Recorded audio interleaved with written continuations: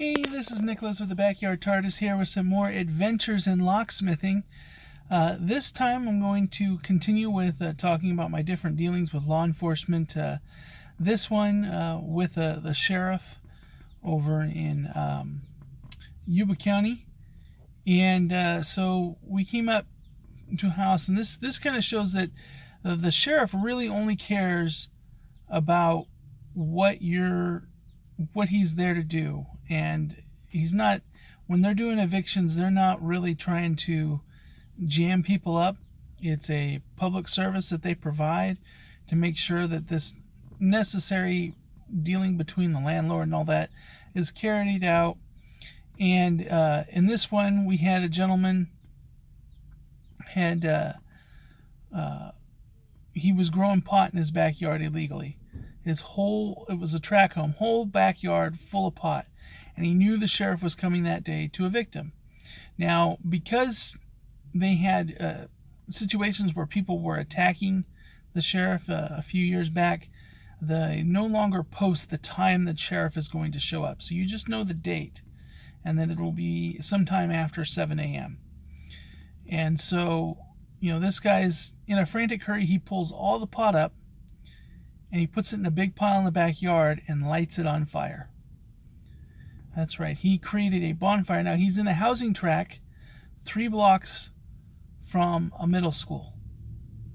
And he lights a giant pot bonfire. Now, when the sheriff showed up, the sheriff got pretty upset. And rightfully so.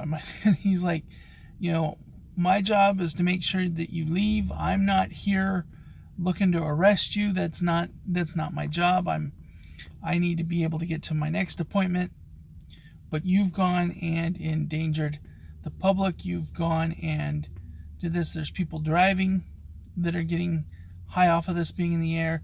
People in their homes that might have an adverse effect to this. And you're basically intoxicating or exposing them to it without their permission.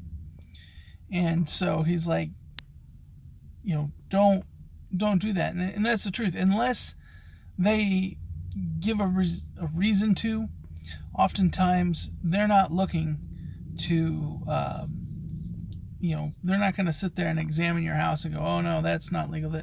They're not there necessarily to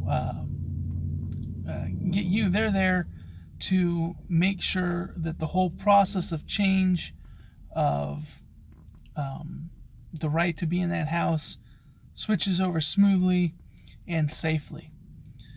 And so it was just a funny thing. But then leaving that job, I am such a weak one when it comes to stuff like this. I get secondhand high. No, it's something I have to really watch for on this job, because more and more, now that it's legal in California, it's something that I run into. And we're going to have, in a future week, I'm going to do a series of funny stories of dealing with that.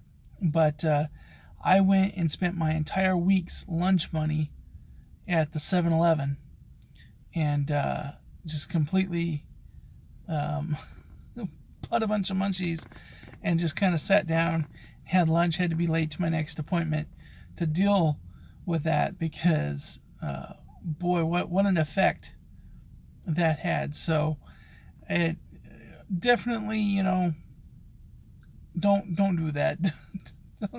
Don't say that. But it was just another fun experience and memorable eviction. Most of them go by nothing real exciting, but that one really stuck out to me. Anyways, I hope everybody's having a good day, and I will talk to you next time.